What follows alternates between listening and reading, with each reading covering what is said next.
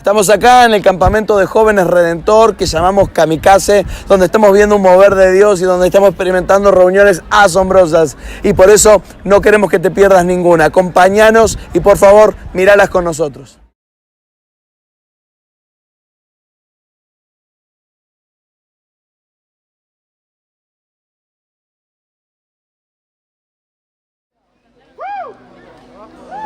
Bien, me toca un tema interesante en esta mañana. Es el tema de la cultura y la guerra contra la cultura. Decí conmigo, cultura. Eso vamos a hablar en esta mañana.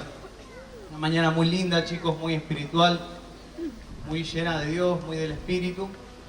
Y la cultura no es menos que eso, algo súper espiritual, y yo quiero abordarlo con ustedes para entender cuál es el rol que nosotros los cristianos, en este formato de kamikazes, tenemos que jugar y poder saber cómo debemos impactar a la cultura. Ayer Agustín Laje y Nicolás Márquez tocaron algunos puntos, algunos aspectos de lo que es la cultura o la guerra cultural o la guerra ideológica. Recuerdan que ellos decían que ya las revoluciones o los movimientos subversivos no son con armas, no son armadas, es decir, hoy para hacer una revolución, para manifestarte en contra de un sistema no es necesario agarrar un rifle e ir a los escopetazos por la vida, sino que simplemente con ideas, con conceptos, con pensamientos, esa cultura es afectada o produce un enfrentamiento. Eso me lleva a una frase muy linda de la película V de Venganza. ¿Cuántos vieron V de Venganza? Los que no la vieron, es recomendable. Dice una frase, una de las líneas muy interesante, dice: nos dicen que recordemos las ideas, no al hombre, porque los hombres fallan. Los pueden atrapar, los pueden matar y olvidar. Pero 400 años después, una idea todavía puede cambiar al mundo. Una idea, un pensamiento, tiene mucho más poder que cualquier ser humano. Este mensaje, estas reflexiones que yo voy a hacer con ustedes, van a ver que yo las encaro mucho para el arte, porque mi corazón está inclinado al arte, pero se puede aplicar a cualquier aspecto de la vida, ya sean negocios, ya sea que te metas en la educación, en la medicina. Todo esto que vamos a hablar se va a aplicar a cualquier área de la vida, seas predicador, seas pastor, cualquier cosa, yo lo voy a interpretar hoy como cultura, ¿de acuerdo? ¿Amén? ¿Están ahí? ¿Quieren que hablemos de cultura? Sí. Gracias, ese. Bien, lo primero que quiero poner es la imagen del kamikaze. Ezequiel, cuando predicó antes de anoche, hizo una referencia al kamikaze sobre un artículo de un diario que dice lo siguiente, escuchen esto: su mayor éxito era tal vez psicológico. ¿Cuál era el mayor éxito? Es decir, veían el avión volando, veía que venía, y los tipos que estaban en el barco, los estadounidenses, dicen: a este lo hacemos percha, porque tenemos el portaaviones lleno de armas antiaéreas, viene el avioncito solita, ya chiquitita, diminuta, cuando llega por acá cerca, ¡pum!, lo hacemos boleta. Resulta que lo ven venir, el piloto no parece esquivar el fuego antiaéreo, parece acercarse, y parece que el tipo no va a atacar y se va a ir. Parece ser que sigue derecho y se hace torta contra el portaaviones. Y explota y hunde el barco. Entonces, ese hecho tan traumático, evidentemente en el ejército de Estados Unidos, lo rompe adentro, lo rompe moralmente. Porque de repente se encuentra con alguien que no estima, dice el artículo, no estima ni un ápice su propia vida. Y claro, ¿vos cómo te plantearías ante alguien que de repente dice: yo te voy a hacer frente a vos? Y en el medio vos contás con que quizás se quiera salvar, con que quizás se quiera cuidar un poquito, pero a este no le importa nada. Y va contra vos dispuesto a que lo rompas todo. Pero en el camino él te va a romper todo a vos. Entonces, ese es el valor psicológico que los kamikazes tenían en la Segunda Guerra Mundial, o lo que produjeron sobre el ejército estadounidense. Dice así el artículo: su mayor éxito era tal vez psicológico. Luchar contra un enemigo que no valoraba un ápice su propia vida mina la moral de cualquiera. La experiencia resultaba aterradora para la tripulación de los barcos, sobre todo al principio, cuando la táctica era completamente inesperada. Fantástico. Los kamikazes surgían de la nada, amparados por la niebla o por la luz crepuscular que dificultaba su avistamiento. Volaban muy bajo para esquivar el fuego antiaéreo, o bien emergían de las nubes y se lanzaban en picada, en ángulo casi vertical, para hacer pedazos al enemigo. Nosotros, quiero tomar esta imagen, chicos, cuando armamos el kamikaze, nosotros estamos pensando en eso, en ese que vuela bajito, sigiloso, que se va metiendo entre la niebla, entre el mar, entre el enemigo, y de repente emerge y ¡pum! Explota. O aquel que vuela alto y nadie lo ve y va por allá tranquilito y vos no sabes bien qué es, si es un pájaro, si es un ave, si es Superman, y de repente en picada contra el enemigo y otra vez ¡pum! Explota. Nosotros pensamos este campamento desde esa concepción. Y quiero en esta mañana pensar la cultura como la fuerza que tenemos que impactar o chocar. ¿Cuántos conocen acá el origen del mito del kamikaze? Levanten la mano. Bien, 1, 2, 3, 4, 5, 6, 7, 8, 9, 10. Perfecto. Lo voy a contar para el resto. El origen del kamikaze se origina en el siglo XIII, cuando la flota procedente de Mongolia, liderada bajo el mando de Kublai Khan, para aquellos que vieron Marco Polo, saben del personaje que le hablo, Kublai Khan, ese gordito japonés, mongol en realidad, terrible, llega a las costas de Japón en 1281 y cuando llega con todos los barcos a Japón, cuenta la historia, el mito de los japoneses que tienen todos los barcos alrededor de la isla y se levanta un tifón que hunde toda la flota. Y entonces los japoneses, cuando vieron ese hecho, dijeron: wow, esto es un viento divino que nos salvó. Y de ahí viene el término kamikaze. Eso es el kamikaze, el viento divino. Los japoneses lo toman por un hecho totalmente natural, parecido a lo que le pasó a Moisés cuando va frente al mar, se encuentra con la pared y viene un viento, dice que pasa por al lado de él de atrás así y le abre el mar. Ese es el viento divino. Y los japoneses nunca más usan esa palabra, la vuelven a utilizar en 1944, 41, cuando está la Segunda Guerra Mundial, para referirse a estos kamikazes que vuelan el avión y que no estiman su propia vida y se golpean contra el enemigo para afectarlos. Los japoneses dicen otra vez: fuimos salvados por un viento divino. Esta vez no era viento, eran pilotos, eran aviones cargados de bombas que se impactaban contra el enemigo. Pero el japonés ve en esos hombres, ve la divinidad, ve esa provisión de Dios, porque Dios siempre se provee. Y es quizás que Dios se provee muchas veces, la mayor parte de las veces, de hombres. Dios cuenta con vos y Dios te ve a vos como un viento divino. Decile al de al lado: hola, viento divino.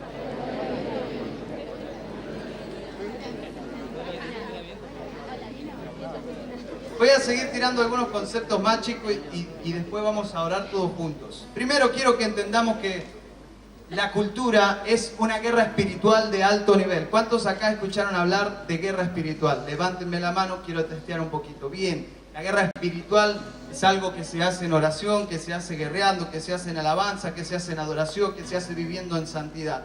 Efesios 6:12 dice lo siguiente: porque nuestra lucha no es contra seres humanos, sino contra poderes, principados, contra autoridades, contra potestades que dominan este mundo de tinieblas, contra fuerzas espirituales malignas en las regiones celestes. Repito, el apóstol Pablo le escribe esta carta a los Efesios y le dice: muchachos, nosotros no tenemos guerra contra seres humanos, no tenemos guerra contra personas. Y cuando te dice eso, el apóstol Pablo te saca de tu eje o del eje con que nosotros hemos aprendido a mirar la vida, eso que creemos que siempre tenemos a alguien en contra, que alguien se empeña contra nosotros o que nosotros nos empeñamos contra alguien. Dice el apóstol Pablo: tu lucha no es contra ningún ser humano, tu lucha es espiritual, contra poderes, contra potestades, contra principados. Entonces lo primero que yo quiero que vos entiendas en esta mañana es que tu lucha no es contra ningún ser humano. ¿Cuántos tienen enemigos acá? Tu lucha no es contra tus enemigos. Jesús dijo a tus enemigos, amalos.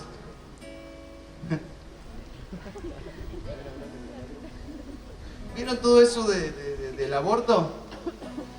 Tu lucha no es contra ningún ser humano. Eso es algo espiritual. Ahora vamos a ver cómo se enfrenta. La palabra ahí que usa Pablo con principados es la palabra arché o arché, que significa principio o origen, de donde también viene nuestra palabra arquitectura. Como que el apóstol Pablo tratara de decir, miren muchachos, hay un mundo espiritual, hay demonios, hay realidades que de repente van tejiendo, como si fuera una arquitectura, como si fuera una estructura, que se va tejiendo y se empieza a plasmar en la sociedad. Esa estructura se manifiesta, chicos, como la cultura. Es decir, la cultura es totalmente espiritual, la cultura es netamente espiritual. La cultura no es algo que se pone de moda nada más, la cultura es algo que nace desde lo espiritual. Yo quiero ir un poquito más profundo y tocar esta palabra cultura. La palabra cultura viene del original latín que significa colere, vi que hay muchos anotando. La palabra original es colere, del latín, que significa estas cuatro cosas. Lo que surge del ser humano. Primer concepto. Segundo, cultivar la tierra. Esto lo dijo ayer también Agustín Laje. Cultivar la tierra, es decir, hacer brotar el reino vegetal. 3. Habitar un lugar. Esta es la idea del colonizador, del colono que habita un lugar no habitado. Y 4, atención a esto, lo que significa cultura en el original, es honrar con adoración. ¿Les suena?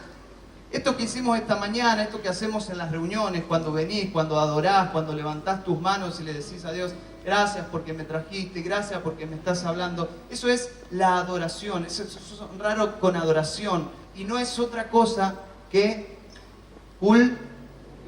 cultura, sí, eso es cultura. Nosotros tenemos como sociedad un gran mal. El iluminismo, mal llamado iluminismo, separó lo espiritual de las cosas que están hechas. Es decir, el iluminismo separó lo que brota del ser humano, esa espiritualidad que uno manifiesta, esa vivencia interna que tiene en ciertas circunstancias, y dejó solo ver lo que queda hecho. Les voy a poner esto en ejemplo. Por ejemplo, un cuadro, una pintura, está hecho siempre desde una experiencia del artista, desde algo interno que surge, que brota. Esa es la cultura que surge. Y el artista va y lo concreta en un cuadro, en una pintura. A tus ojos puede ser buena, puede ser mala, pero la cuestión es que está brotando de él. Por ejemplo, Pablo Picasso pintó en el siglo XX el Guernica. No sé si está la placa, miren, eso es el Guernica. Les dije que íbamos a hablar de cultura. ¿Lo ven?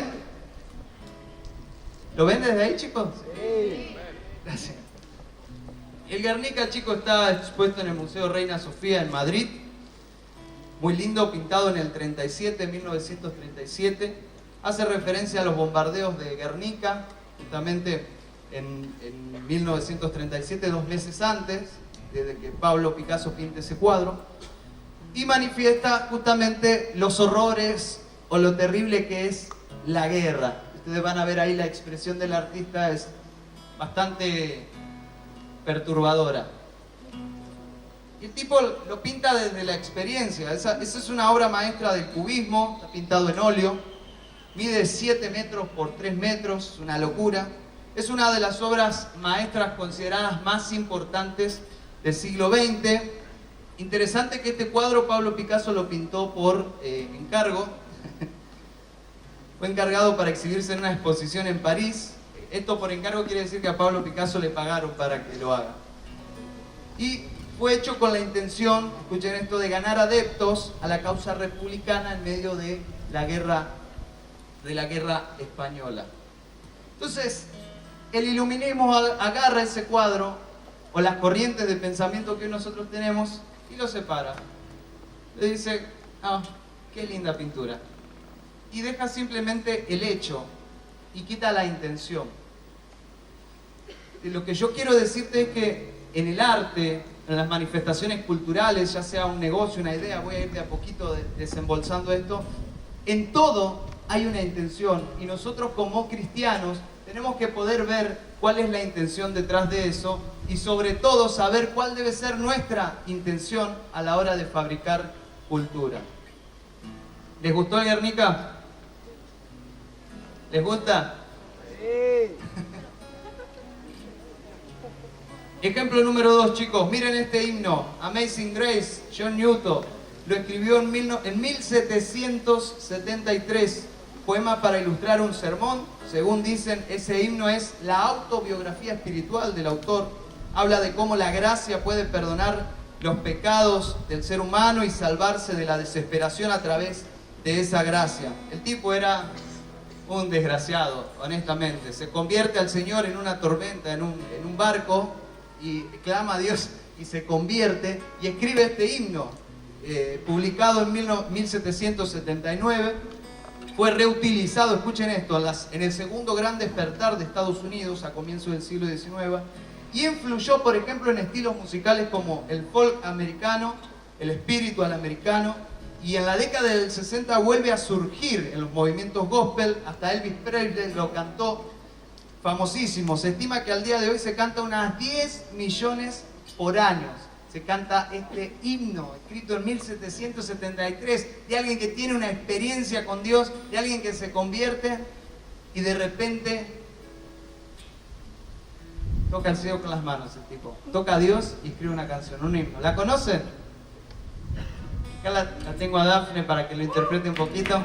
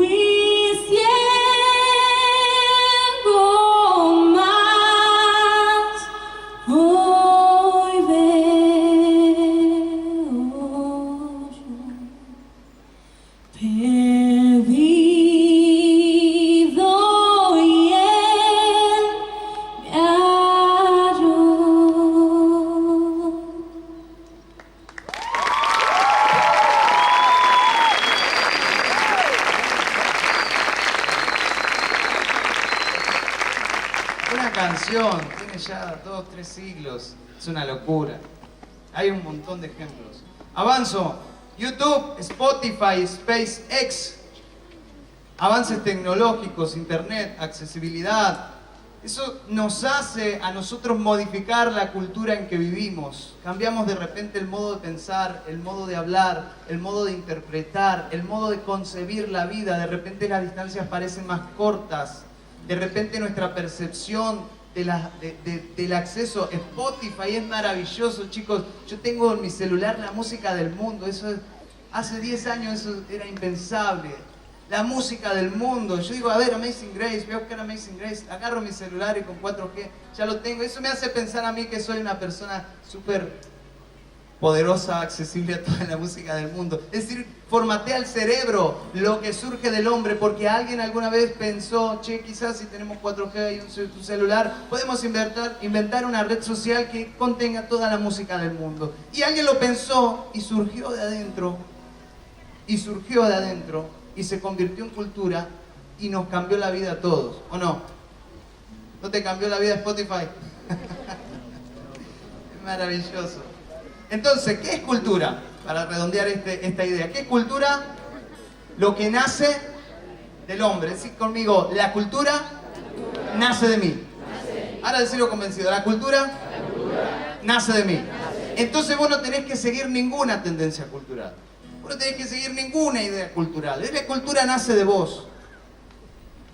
Vamos a entender la guerra. Voy a tirar algunos conceptos para entender la guerra. La cultura está determinada por el capital simbólico. Para los que anotan, digan conmigo, capital simbólico. No es lo mismo decir que estudiaste en la Universidad de La Matanza que decir que estudiaste en Harvard. ¿O no?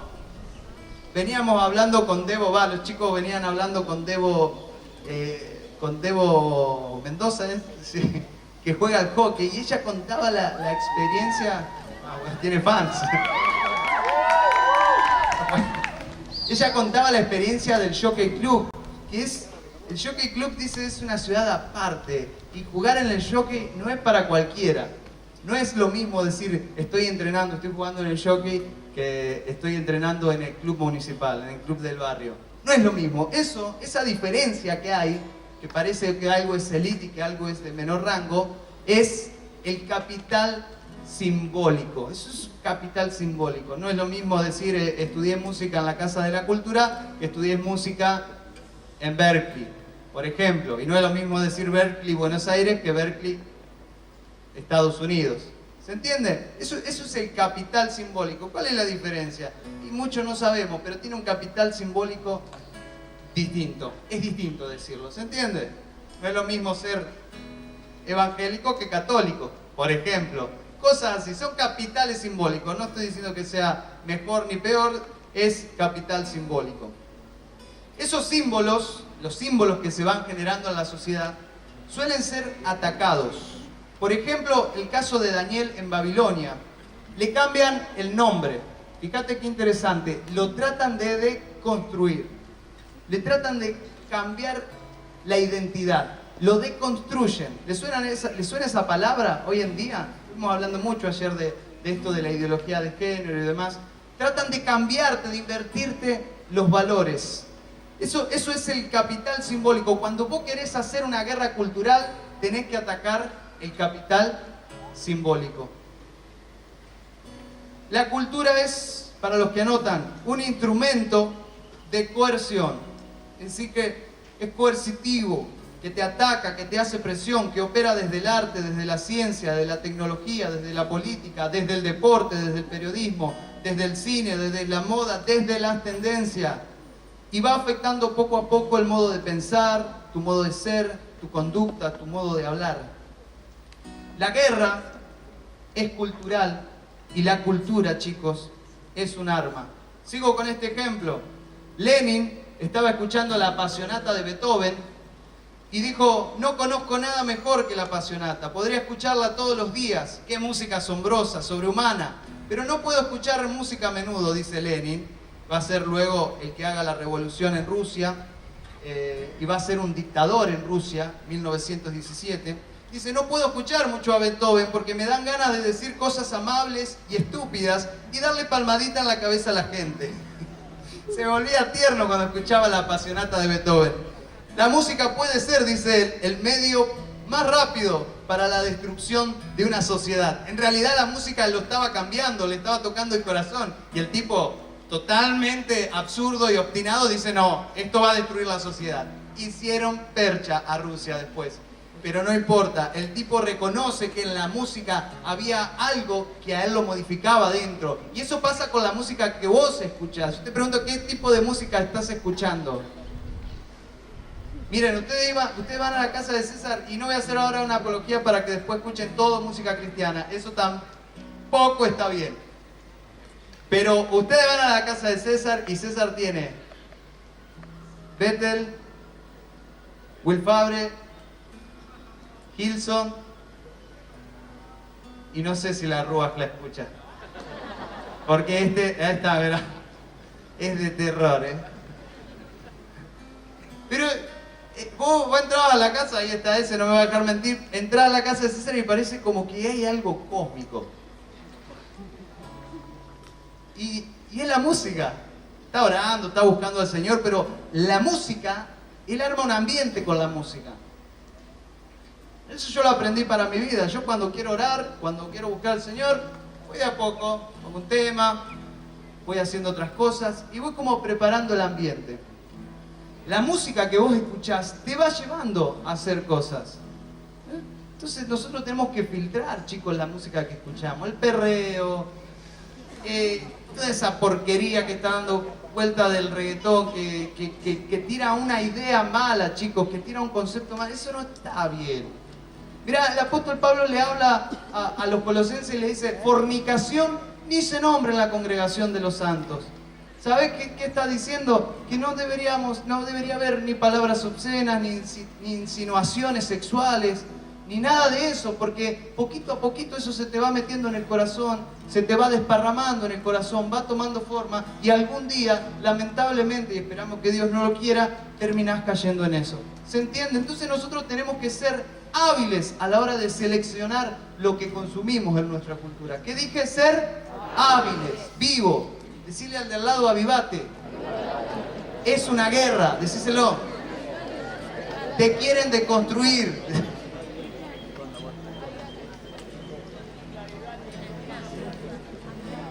Miren lo que dijo Pablo Picasso del Guernica que le mostré recién. Escuchen estas palabras. Le preguntaron qué onda la pintura. Pablo, qué linda pintura, ¿es para decorar la sala? Miren lo que dice Picasso. No, la pintura no está hecha para decorar las habitaciones. Es un instrumento de guerra, ofensivo y defensivo contra el enemigo. ¡Está loco! El tipo estaba haciendo guerra con lo que pintaba, con lo que escribía, con lo que redactaba, con lo que cantaba. ¿Cuántos se acuerdan del debate del aborto el año pasado? Bien, un montón. ¿Ustedes se acuerdan que ese debate fue tratado varias veces en Argentina? Si está la placa ahí. Fue tratado varias veces en Argentina. Y no había prosperado, por H o por B, en otras ocasiones no había prosperado. Pero ¿qué pasa que el año pasado toma mucha trascendencia? ¿Saben quiénes lo ponen en la agenda mediática? Las actrices, sí, los artistas. Sale Lali Espósito, sale Florencio de la B, sale un montón de artistas. No me acuerdo ahora los nombres. Jimena Barón, gracias. Un montón de artistas. ¿Qué pasó antes que que el debate no se había posicionado y ahora sí? ¿Quiénes son los artistas? Ellos son muchas veces los máximos exponentes de generación de cultura. Miren este ejemplo, chicos. Íbamos al Congreso a debatir. Los pro vida, ¿qué mandábamos al Congreso a debatir para que nuestros diputados aprendan sobre el tema? Mandábamos personas especializadas en bioética, mandábamos científicos, juristas, ministros religiosos, curas, pastores, todo excelente, chicos, doctores, médicos, todo el mundo diciendo, muchachos, el aborto está mal, por más de que ustedes lo quieran meter, está mal por estos argumentos científicos, por estos argumentos legales, por estos argumentos morales. Y del otro lado, los pro aborto, ¿a quién mandaban? ¿Se acuerdan ustedes una que mostró la bombacha? ¿Se acuerdan? Después, Florencia de la B. Los artistas, las cantantes, que ni sabemos qué dijeron, pero sabemos que eran artistas. La cuestión que los muy desgraciados terminan imponiendo el tema, terminan imponiendo el debate, de hecho se termina sancionando. Gracias a Dios no prosperó en la Cámara de Senadores. Pero yo me preguntaba, ¿cómo puede ser que los artistas le puedan ganar la opinión pública a un científico, le puedan ganar la opinión pública a un doctor, a un médico, a un abogado, a un juez, a un pastor, a un cura? ¿Cómo puede ser que esto, que no se sabe bien qué hacían, le ganen la opinión pública? ¿Saben por qué? Porque están trabajando, están exponiendo desde la cultura. Quiero ponerte un ejemplo más de esto, un análisis. Bueno, cierro este ejemplo, me encanta, chicos. Miren, ¿cómo fue que los los evangélicos, los cristianos, los providas pudimos hacer frente en el Senado.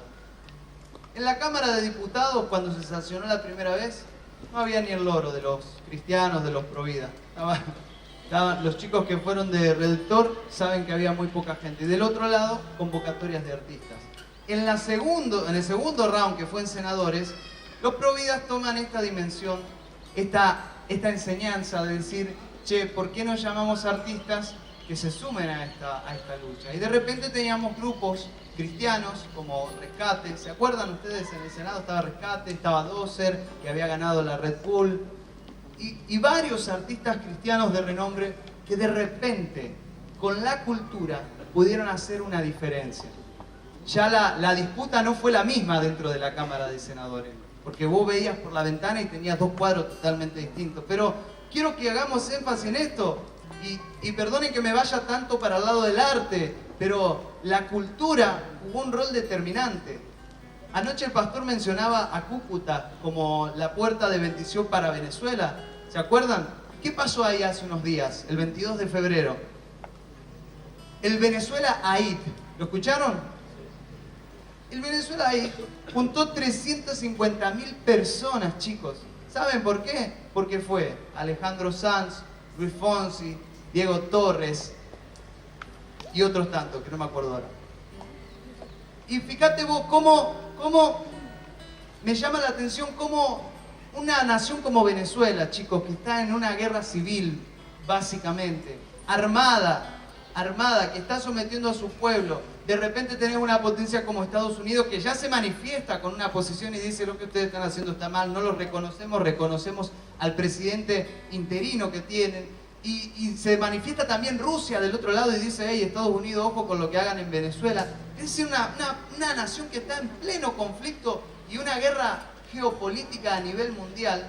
De repente están todos como armados preparando los cañones. Estados Unidos preparó un portaavión, lo puso ahí cerca de Miami para cualquier cosa invadir Venezuela. Y de repente bajan las armas y dicen: llamemos a los artistas mejor. Llaman a los artistas.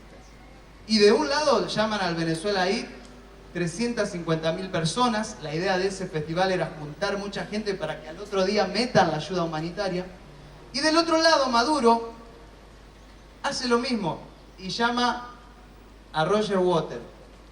Y a 300 metros estaba el otro recital organizado por el gobierno de Maduro, haciéndole frente al Venezuela AID. ¿Pero a qué voy con esto? Que la cultura, chicos, en nuestra sociedad juega un rol determinante, aún más que las armas. Estos son ejemplos que estoy poniendo. Cuando nosotros, chicos, como pastores, decidimos hacer un campamento como este, nuestra intención no es entretenerlos. Nuestra intención no es que ustedes vengan acá y se sientan bien.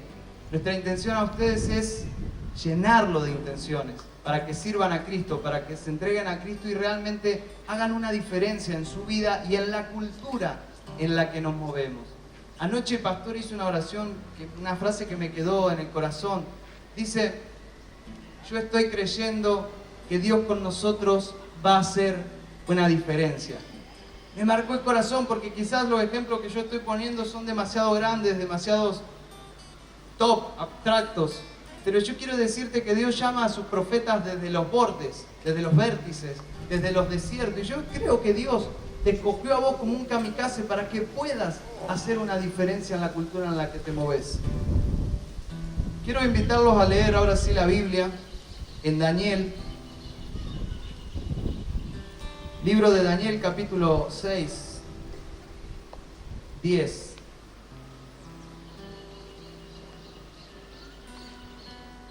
Cuando Daniel se enteró de la publicación del decreto, se fue a su casa y subió a su dormitorio, cuyas ventanas se abrían en dirección a Jerusalén.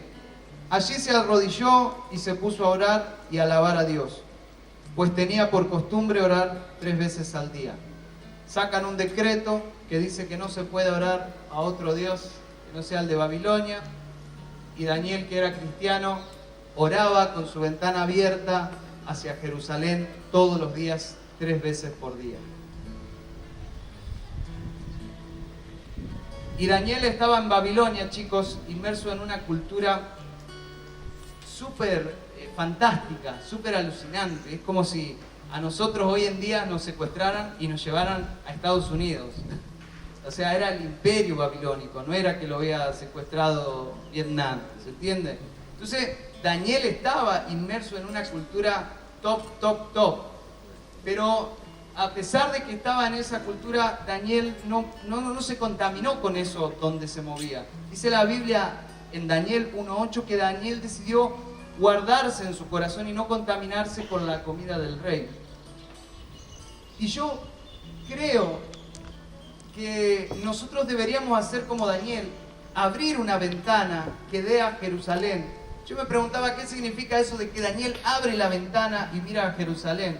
Es fácil, chicos. Daniel está todo el tiempo recordando de dónde viene. Él recuerda cada vez que va a orar que él viene de Jerusalén, que él es judío, que él es parte del pueblo de Dios. Y entonces cuando sale de orar, cerrará la ventana, bajará, pero tendrá en la memoria, tendrá en la mente que él es parte del pueblo de Dios y que por eso él no puede contaminarse. Ahora me llama la atención que Daniel no es solamente defensivo, no es no me contamino, sino que Daniel se impone en el reino de Babilonia. Pasan 5 reyes, chicos, 5 reyes.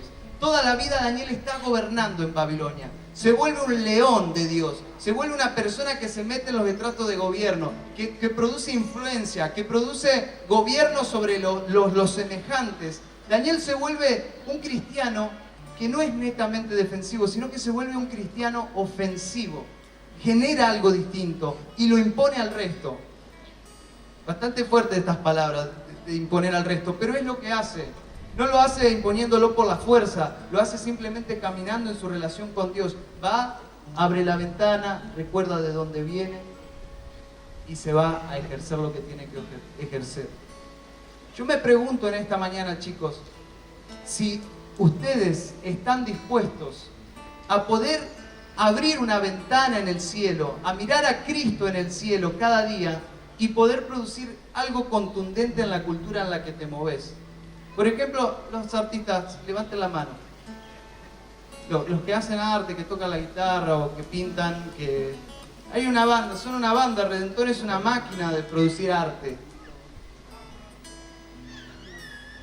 ¿A usted, honestamente, entre nosotros artistas, no les parece que es tiempo de que saltemos el peldaño? ¿No les parece que es tiempo de que podamos hacer algo que trascienda a nuestros propios ámbitos? Los que trabajan, los que hacen ingeniería o cosas técnicas, levanten la mano, que una empresa, que no sé, que inventan cosas. ¿No les parece a ustedes que están ya en posición de que hagamos algo contundente para poder modificar la sociedad en donde nos movemos? ¿Sabes cómo se logra eso?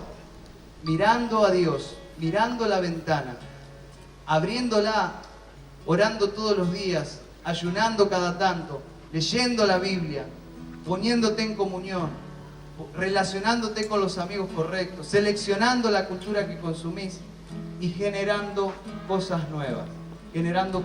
Si vos y yo no abrimos la ventana que mira al cielo, difícilmente vamos a poder producir una cultura que realmente traiga al cielo a la tierra. Chicos, necesitamos nosotros como cristianos tomarnos en serio el papel de kamikaze, necesitamos en serio tomarnos el papel de que somos generadores de cultura. Tenemos que empezar, chicos, a escribir, a redactar, a escribir canciones, no solamente canciones cristianas, chicos. Ojalá Dios te dé la virtud de escribir una Amazing Grace y trascienda todos los tiempos, trascienda todos los años.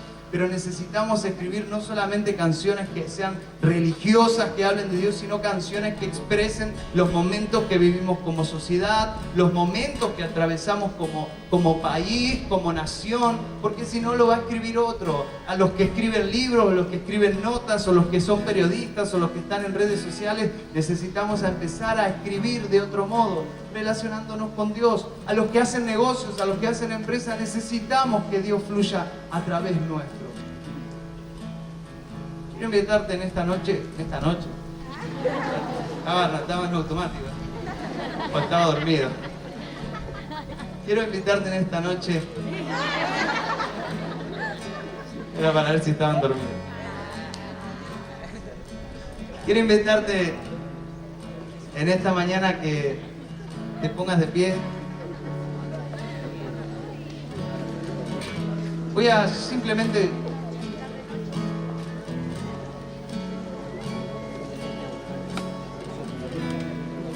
pedirte que identifiques algo en lo que tenés que hacer una diferencia. Algo que me dijo el Señor anoche, esto que oraba el pastor, estoy creyendo que Dios por nosotros va a hacer una diferencia. ¿Cuál es la diferencia que Dios tiene que hacer con vos?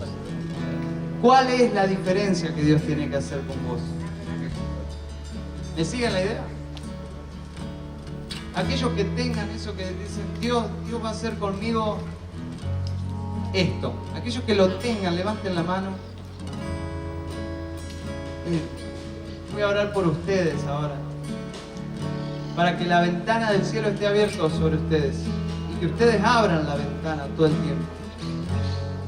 Ahí donde estás, cerrá tus ojos. Señor, oro por las manos levantadas, por los que saben que del cielo tiene que fluir una nueva cultura. Señor, yo veo en este lugar artistas. Vos me dijiste, Señor, que sobre el arte tiene que haber un peldaño más, un escalón más. Con crear, Señor, distinto. Yo siento que hay gente acá que por seguir las tendencias se encapsula, se limita.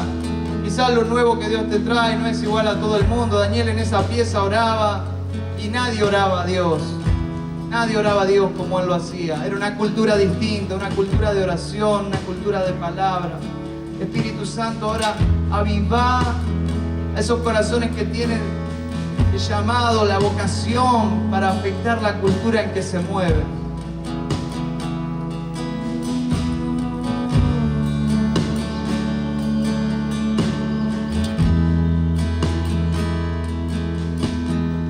Padre, bendigo cada corazón. Ahora levantá tu mano, vos que no levantaste tu mano. Oro para que el Señor abra su ventana y que vos abras la ventana que mira al cielo, que mira la cultura de Dios, que mira la experiencia íntima con Dios, y que puedas afectar los lugares donde te moves, los lugares donde te desempeñás.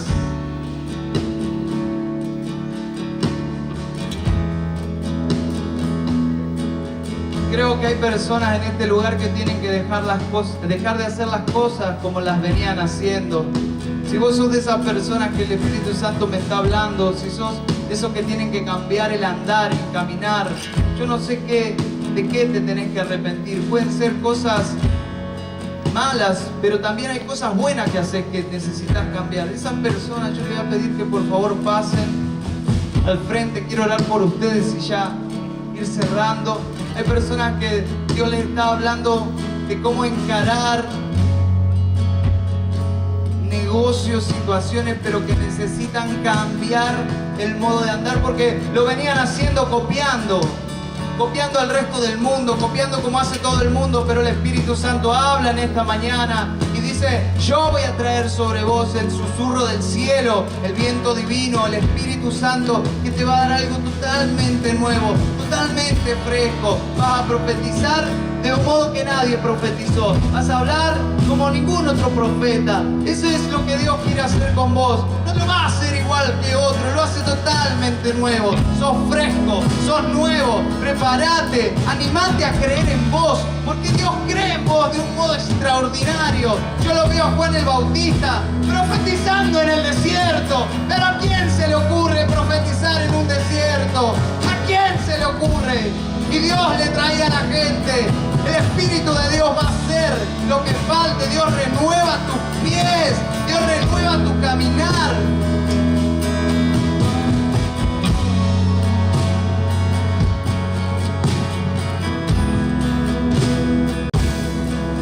Espíritu Santo, ahora, Señor, sobre esto, tu manto, Señor. Recibí ahí el manto de Dios. Hay un manto profético.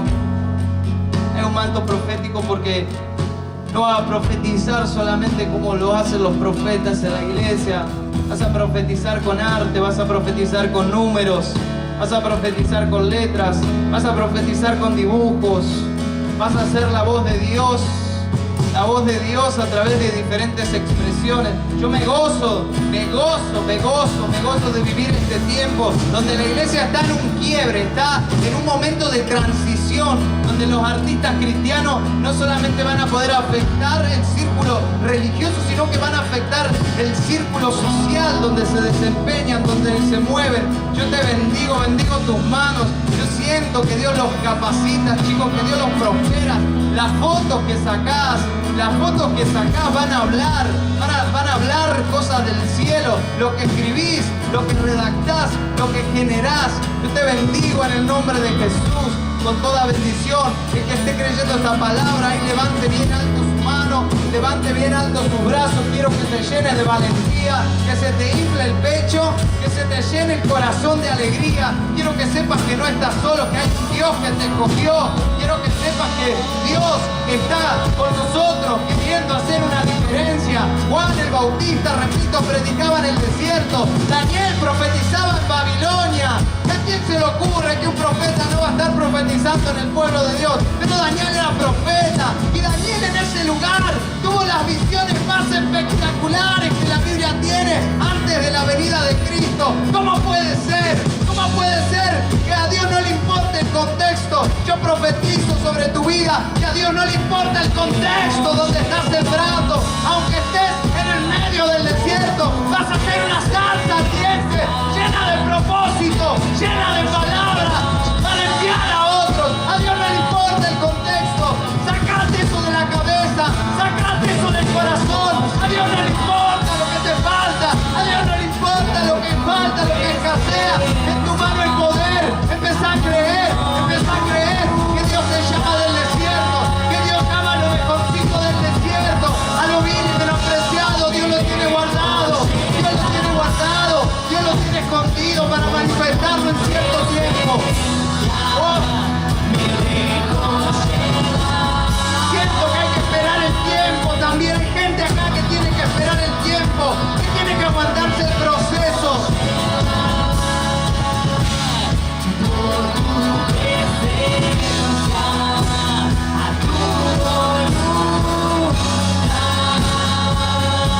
Te cambia la mente, te cambia el corazón.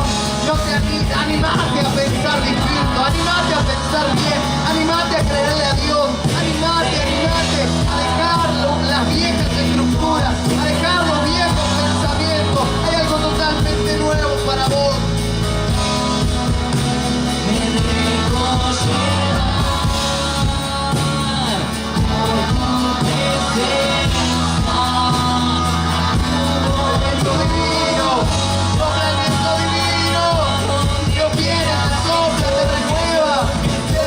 Y te hace, te sopla las hojas viejas y te llena de frutos nuevos, te llena de un reverdecer. Profetizo que sobre tu vida hay un reverdecer. Lo que estaba seco va a brotar, lo que estaba muerto va a revivir, porque el Señor sopla. No tengas miedo que se te arranquen las hojas viejas, las ramas podridas. Dios te hace reverdecer. Es un nuevo renacer, es un nuevo renacer, es un nuevo renacer, es un nuevo renacer. Me dejo llevar.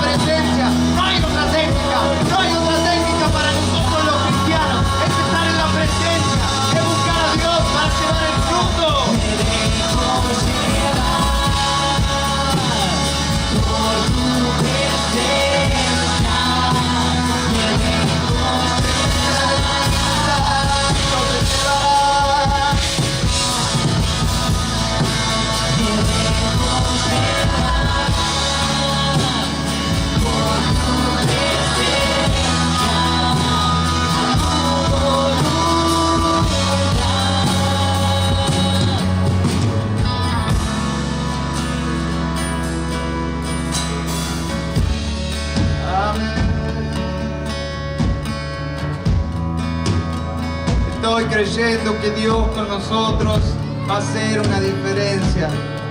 Estoy creyendo que Dios con nosotros va a hacer una diferencia.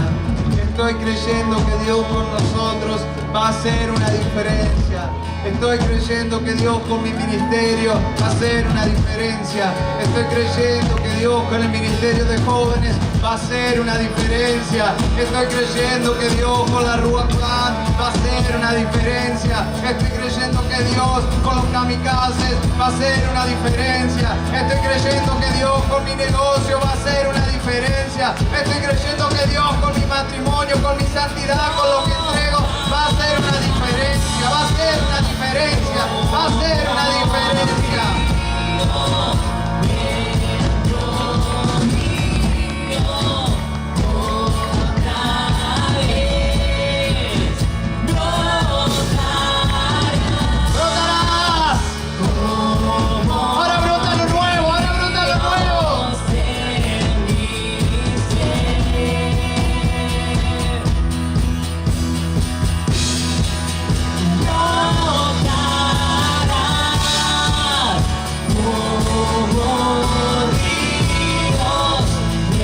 Brota el Espíritu Santo.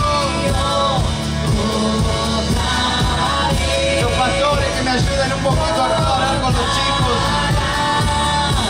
Los pastores de jóvenes.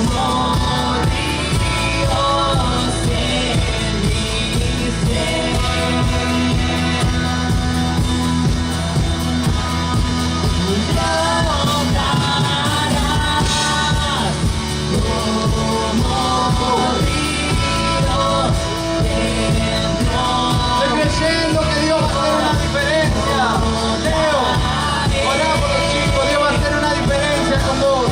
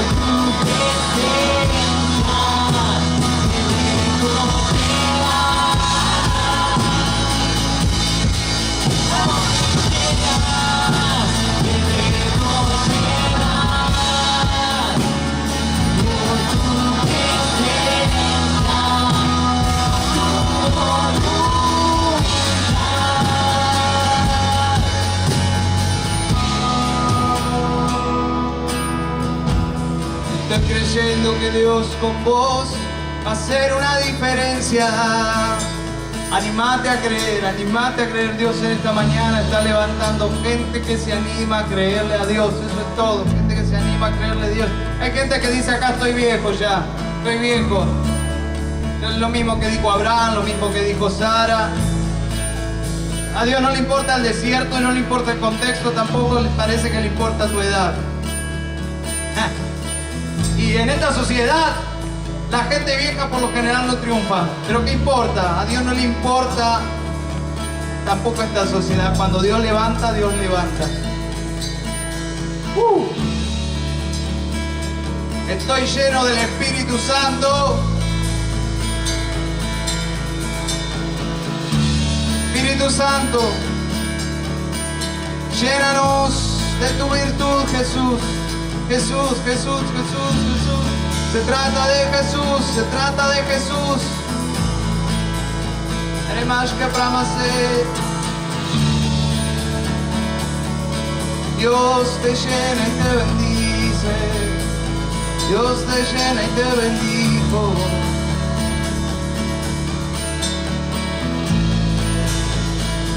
Hay gente que le va a creer a Dios para hacer cosas grandes. Yo no digo que todos tienen que hacer cosas grandes, ojalá que sí, pero hay gente acá que Dios le habla, que Dios le susurra, que le queda grande el sueño, Dios lo va a hacer. Vos vas a trabajar hasta cansancio y Dios lo va a hacer.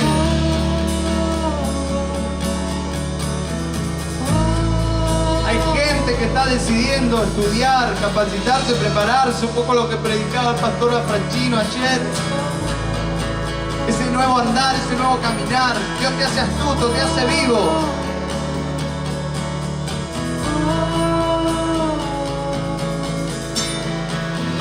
Para que puedas alcanzar lo que Él siembra en tu corazón.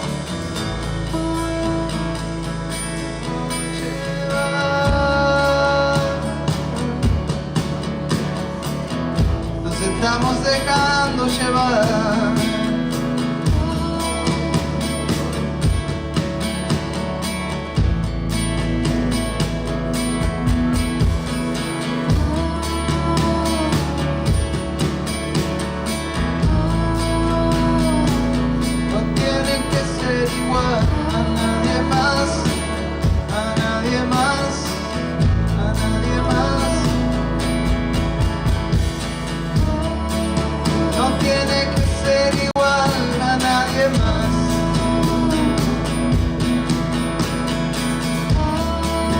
Qué lindo va a ser cuando Dios lo haga con vos.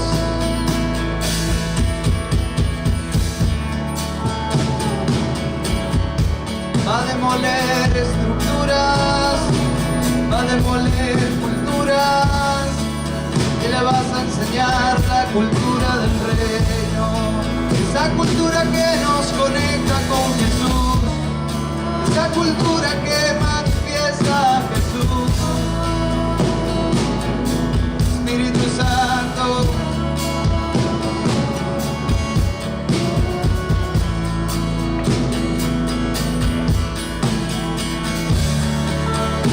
ven Espíritu Santo, por tu presencia, Espíritu Santo, no hace falta nada más. Si te tengo a ti, yo tengo todo. Por tu presencia,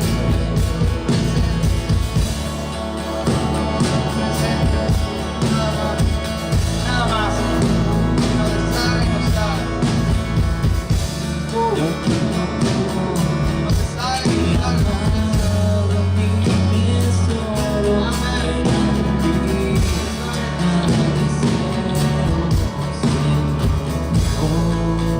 Cántale a Jesús. Y si te tengo a ti, lo tengo todo. Mi amado, mi tesoro, fuera de ti, nada deseo, Señor. Si te tengo a ti, lo tengo todo. Mi amado, mi tesoro, fuera de ti, nada deseo, Señor. Si te tengo a ti, Y si te tengo a ti, yo tengo todo. Mi amado, mi tesoro, fuera de ti, nada deseo, Señor. siento que la presencia de Dios nos está deshaciendo, como deshaciendo, desarmando, y a su vez nos está haciendo de nuevo. Hay pensamientos que se van, que Dios te pide que los sueltes. Hay amores que se van, que Dios te pide que los sueltes. Hay afectos que se tienen que ir, que Dios te pide que los sueltes. Los sueltes en el río, como lo soltó la madre de Moisés. Al final el río era el canal donde el propósito se iba a cumplir. Eres mi plenitud, Cristo Jesús. Eres mi plenitud, Cristo Jesús.